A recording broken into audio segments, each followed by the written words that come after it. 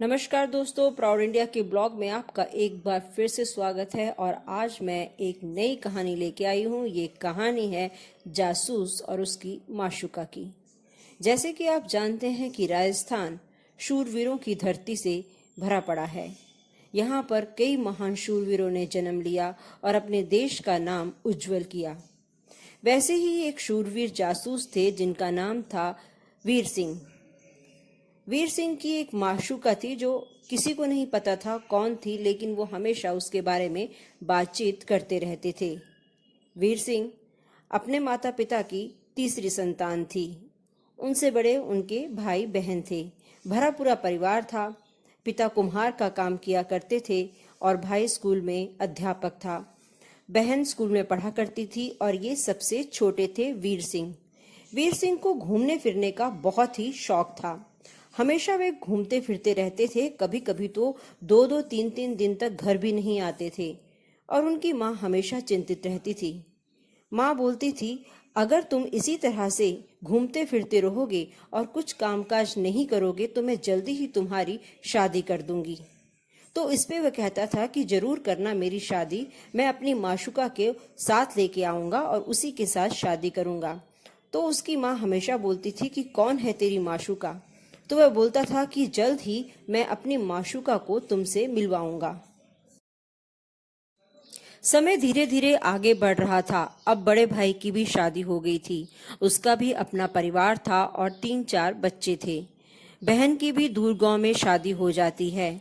सभी अपने अपने कामकाज में व्यस्त थे। घर अच्छे से चल रहा था, लेकिन इसके बीच में अगर कुछ नहीं बदला था तो वो वीर सिंह का रवैया वो अब भी वैसा ही था। उम्र उसकी कोई 24-25 साल की होगी। वह कभी कभी 4-5 दिन बाद घर आता, तो अब तो वह 3-4 महीने के बाद ही घर आता था। जब उसकी माँ उसको पूछती कि 3-4 महीने से तू कहाँ गायब है, तो वह बोलता था कि मैं अपने दोस्तों के साथ भारत भ्रमण कर रहा हूँ। तो माँ हमेशा सोचती कि पता नहीं ऐसा कौन सा भारत भ्रमण है।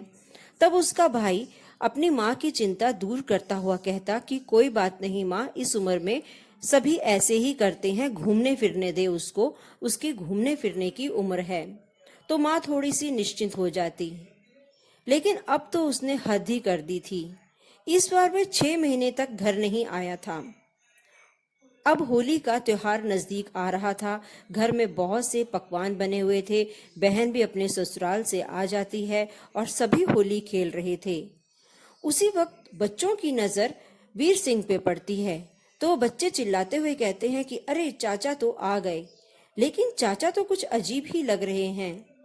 तो उसकी माँ देखती है कि उसने आंखों में काजल, चूड़ीदार पजामा, लंबा सा कुर्ता पहना हुआ है और मूछें भी रखी हुई हैं, साथ में दाढ़ी भी। वीर सिंह की माँ के साथ साथ पूरा परिवार उसकी इस तरह की वेशभूषा देखकर हैरान हो जाता है, क्योंकि आज से पहले उसने ऐसे वस्त्र कभी भी नहीं पहने हुए थे। तब उसकी माँ बोलती है, ये कौन सी वेशभूषा है, साथ में पान भी तू खा रहा है और आंखों में सुरमा लगाया हुआ है। तब वह बोलता है कि माँ तुझे क्या मालूम, आजकल तो ये फैशन है। माँ उस पर बहुत नाराज होती है। तब उसका भाई अपनी माँ को शांत करता हुआ कहता है कि आज त्योहार है, किसी भी प्रकार का कोई भी शोर शराबा मत करो और अच्छे से त्योहार मना लो। सभी खुशी खुशी त्योहार मनाते हैं, एक दूसरे को रंग लगाते हैं और तरह तरह के पकवान उस दिन सब लोग खाते हैं। सभी खुश थे, अच्छे से सब खेल रहे थे होली। लेकिन उसी वक्त वीर सिंह अचानक से बोलता है, मुझे जाना पड़ेगा, मुझे मेरे दोस्तों ने बुलाया है। तब उसकी माँ उसे रोकने की कोशिश करती है। बोलती है, इस बार मैं तुझे नहीं जाने दूंगी। जब भी तू जाता है तो 3-3 महीने तक घर नहीं आता है और अब मैं इस बार तेरी शादी कर दूंगी। मैंने तेरे लिए एक सुंदर सी लड़की देखी हुई है। तब वीर सिंह बोलता है कि माँ मुझे जाने दे, मुझे बहुत ही जरूरी काम है और इस बार जब मैं आऊंगा तो अपनी माशूका को भी साथ में लेके आऊंगा। तुझे वो जरूर पसंद आएगी, तब मेरी शादी तू उसके साथ कर देना। मैं तुझसे वादा करता हूँ, मैं जल्दी ही घर वापस आ जाऊंगा। ऐसा कह के वे वहां से निकल पड़ता है। पूरा परिवार थोड़ा सा उदास हो जाता है कि ऐसा कौन सा काम है जो ये इतने जल्दी त्योहार को छोड़ के घर से चला गया। पर किसी को भी कुछ समझ में नहीं आता है। उसके जाने के बाद अगले दिन से सब लोग अपने वैसे ही कामकाज में लग जाते हैं जैसे रोज अपना कामकाज करते थे। पिता अपने कुम्हार का काम कर रहे होते हैं और माँ इसी बीच थोड़ी सी उदास रहने लगती है। उसके पिता अक्सर बोलते हैं कि वो जल्दी ही घर आ जाएगा, तू चिंता मत कर। लेकिन इस बार चिंता करना जायज था, क्योंकि अब उसे गए हुए 6-7 महीने हो गए थे और उसका कोई अता पता भी नहीं था। बड़ा भाई हमेशा कहता था कि माँ वो जल्दी घर आ जाएगा, तू कोई भी चिंता मत कर। इस तरह से दिन निकलते जा रहे थे। माँ हमेशा शाम को दरवाजे के पास आके खड़ी हो जाती थी कि कब उसका बेटा घर आएगा। जब उसके दोस्तों से उसके बारे में पूछती कि वीर सिंह कहाँ है, तो वह बोलते हमें भी उसके बारे में कुछ नहीं पता है, हम उससे बहुत दिनों से नहीं मिले हैं। माँ रोज सुबह से शाम तक दरवाजे पे खड़े होकर उसका इंतजार करती और शाम को भारी मन से घर के अंदर चली जाती थी। वीर सिंह का बड़ा भाई सब कुछ देखता था और समझता था और माँ के दुख को भी भली भांति समझता था, लेकिन कुछ कर नहीं सकता। आखिरकार वह तय करता है कि क्यों न मैं पुलिस के पास जाकर अपने भाई की गुमशुदा होने की रिपोर्ट दर्ज करूं। वह जा ही रहा होता है कि तभी एक डाकिया आता है और उसे एक पत्र पकड़ाकर बोलता है कि यह वीर सिंह का पत्र तुम्हारे नाम है।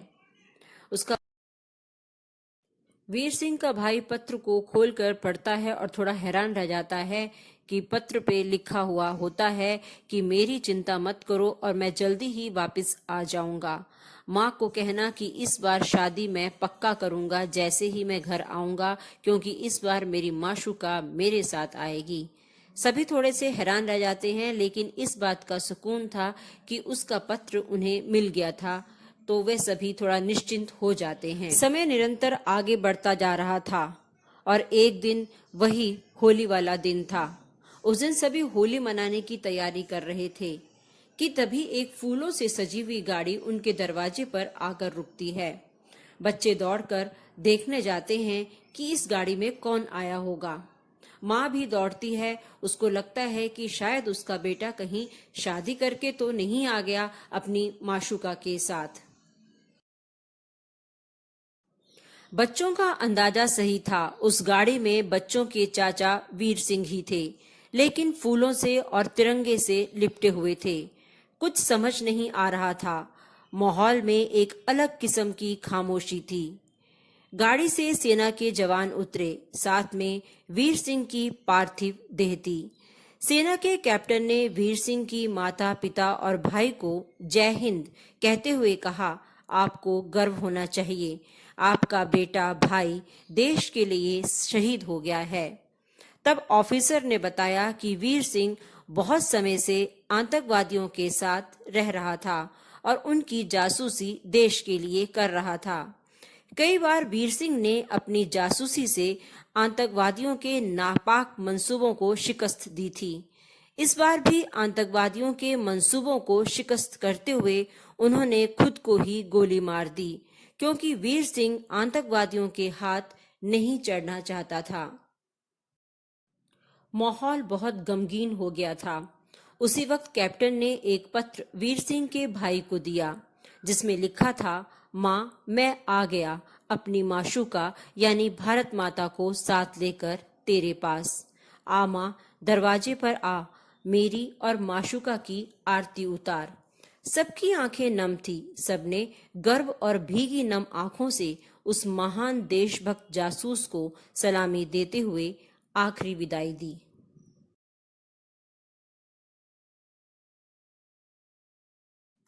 तो दोस्तों, अब तक तो आप समझ ही गए होंगे कि वीर सिंह की माशूका कोई और नहीं बल्कि भारत माँ थी। वीर सिंह की तरह ऐसे कई जवान हैं जो अपनी माशूका यानी भारत माँ के लिए शहीद हो गए हैं, और ये मेरी एक कहानी उन सभी जवानों के लिए एक छोटी सी श्रद्धांजलि है। आशा करती हूँ कि आप सब इस कहानी को ज्यादा से ज्यादा लाइक और शेयर करेंगे। जय हिंद।